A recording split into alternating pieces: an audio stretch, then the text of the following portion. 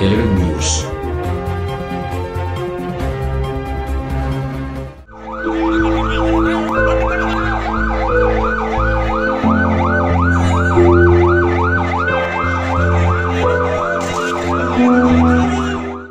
जिले जैकबाबाद में सिटी थाना के हुदूद मार्केट के बीच मोबाइल की दुकान में अचानक आग भड़क उठी। देखते ही देखते आग ने पूरी दुकान को अपनी लपेट में ले लिया, जबकि वहां पे मौजूद लोगों ने फायर ब्रिगेड को कॉल की। मार्केट की गलियां तंग होने की वजह से फायर ब्रिगेड को अंदर आने में काफी दुश्वारी पेश आई। जब तक आग बुझाने वाली गाड़ी वहाँ पहुँचती तब तक मोबाइल की दुकान पर लाखों रुपए के मोबाइल्स और केस जलकर खाकसर हो गए। एनी शाहिदीन के मुताबिक आग शॉर्ट सर्किट की वजह से लगी।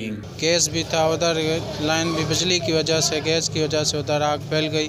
एसियाँ भी पड़ी थी। हमारा टीवी का टीवी का काम है, सिर्फ क्लाउड वगैरह मोबाइलों का कार्डों का काम है, सारा जल गया है। उसमें टीवियाँ भी पड़ी थी, LCDयाँ, AC DVD का सारा काम है हमारा, वो सारा जल गया है। उसमें नुकसान तो करोड़ों रुपए का तो माल इसके दुकान में है, घर में है।